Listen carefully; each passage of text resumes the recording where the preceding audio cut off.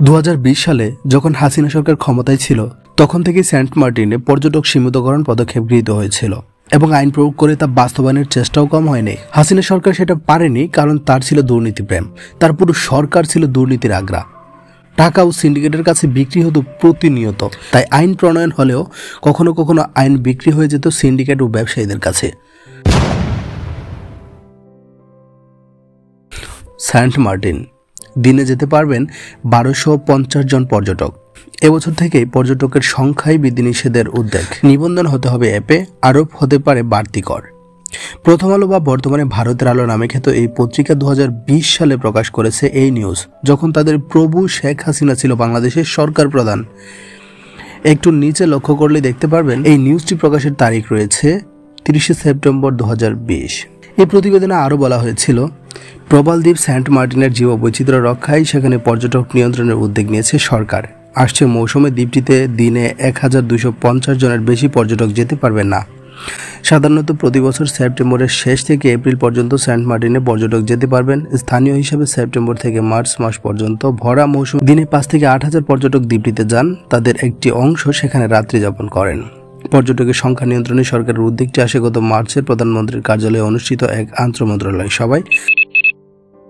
এর একটু নিচে লেখা রয়েছে, সেন্ট মার্টিন নিয়ে 9 সেপ্টেম্বর আন্তর্জাতিক ওশান সায়েন্স জার্নালে প্রকাশিত এক গবেষণা নিবন্ধনে বলা হয়, 2045 সালের মধ্যে দ্বীপটি পুরোপুরি প্রবাল শূন্য হতে পারে।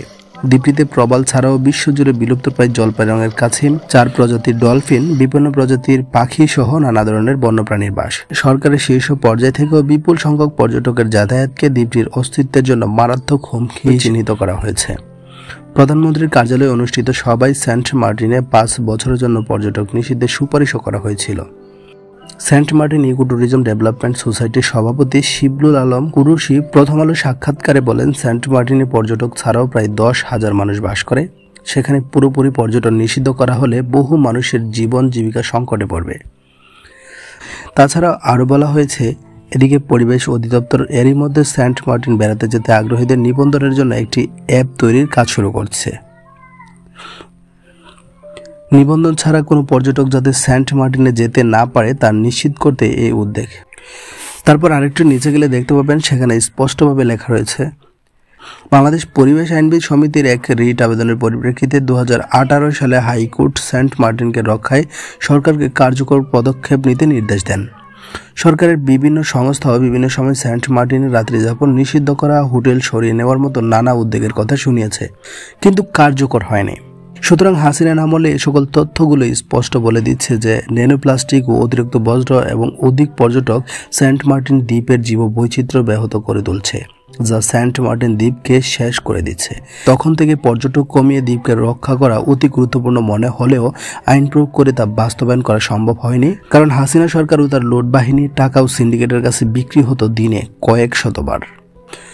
2024 সালে বিপ্লবী সরকার ক্ষমতা গ্রহণের পরপরই বেশ কয়েকটি চমৎকার সিদ্ধান্ত নেওয়ার মাঝে একটি ছিল সেন্ট মার্টিন দ্বীপকে রক্ষা করার সিদ্ধান্ত ও দ্রুত আইন প্রয়োগ করে তা বাস্তবায়ন করা ছিল তার প্রশংসনীয় উদ্যোগ। কারণ সেন্ট মার্টিন প্রবাল দ্বীপটি ভৌগোলিকভাবে আমাদের জন্য খুবই গুরুত্বপূর্ণ। একটি দেশের সামরিক শক্তিতে দেশের ভৌগোলিক অবস্থান কতটা গুরুত্বপূর্ণ সেটা এখনকার শিক্ষিত সমাজ ও জেনজিদের নতুন করে বোঝানোর কিছুই নেই। তাও বলে দিচ্ছি, সেন্ট মার্টিন দ্বীপ ভৌগোলিক, অর্থনৈতিক, কৌশলগত ও পরিবেশগত দিক থেকে বাংলাদেশের জন্য অত্যন্ত গুরুত্বপূর্ণ। কিভাবে এগুলো আমাদের জন্য এত গুরুত্বপূর্ণ সেটা আসুন এক এক করে জেনে নেই। ভৌগোলিক ও কৌশলগত গুরুত্ব।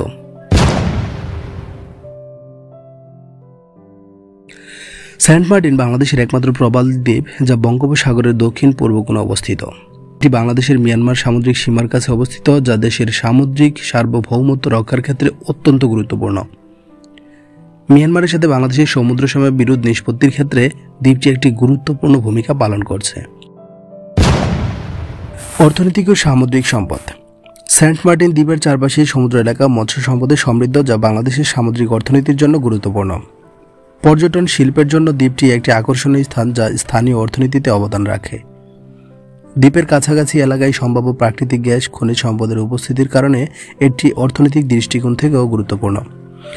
পরিবেশ ও জীববৈচিত্র্য। এটি বাংলাদেশের একমাত্র প্রবাল দ্বীপ, যা দেশের সামুদ্রিক জীববৈচিত্র্যের একটি গুরুত্বপূর্ণ অংশ।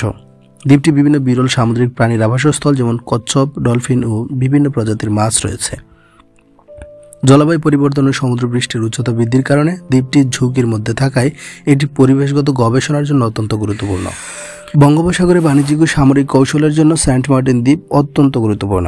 বাংলাদেশের নৌবাহিনী এবং কোস্টগার্ডের জন্য এটি একটি কৌশলগত অবস্থান যা সমুদ্রপথের নিরাপত্তা নিশ্চিত করতে সাহায্য করে। এই অঞ্চলে চীন ও ভারতের মতো বড় শক্তিগুলোর কৌশলগত আগ্রহ থাকায় বাংলাদেশকে দ্বীপটির নিরাপত্তা বিষয়ে সতর্ক থাকতে হয়। সেন্ট মার্টিন দ্বীপ শুধু একটি পর্যটন কেন্দ্র নয়, এটি বাংলাদেশের জন্য সামুদ্রিক সার্বভৌমত্ব, অর্থনীতি, পরিবেশ ও নিরাপত্তার দিক থেকে অত্যন্ত গুরুত্বপূর্ণ। দ্বীপটি রক্ষা সংরক্ষণ করা বাংলাদেশের জন্য কৌশলগতভাবে অপরিহার্য। 2025 সালের 1 ফেব্রুয়ারি থেকে 9 মাসের জন্য পর্যটকদের সেন্ট মার্টিন ভ্রমণে নিষেধাজ্ঞা জারি করা হয়েছে। আসুন জেনে নেই এতে কি কি লাভ হবে। পরিবেশগত সুরক্ষা। অতিরিক্ত পর্যটক চাপের কারণে সেন্ট মার্টিনের প্রবল প্রাচীর ও সামুদ্রিক জীববৈচিত্র্য হুমকির মুখে পড়ছে। নিষেধাজ্ঞার ফলে দ্বীপের প্রাকৃতিক পরিবেশ পুনরুদ্ধার ও সংরক্ষণের সময় পাওয়া যাবে। জীববৈচিত্র্য সংরক্ষণ। দ্বীপটি বিভিন্ন বিরল প্রজাতির প্রাণীর আবাসস্থল। পর্যটন নিয়ন্ত্রণের মাধ্যমে এই প্রজাতিগুলোর সুরক্ষা নিশ্চিত করা সম্ভব হবে। স্বল্পমেয়াদী নিষেধাজ্ঞা দ্বীপের পরিবেশ পুনরুদ্ধার সহায়তা করবে, যা ভবিষ্যতে টেকসই ও দায়িত্বশীল পর্যটনের জন্য পথ প্রশস্ত করবে। তবে এই নিষেধাজ্ঞার ফলে স্থানীয় ব্যবসায়ী ও বাসিন্দাদের আয়ের উপর প্রভাব পড়তে পারে।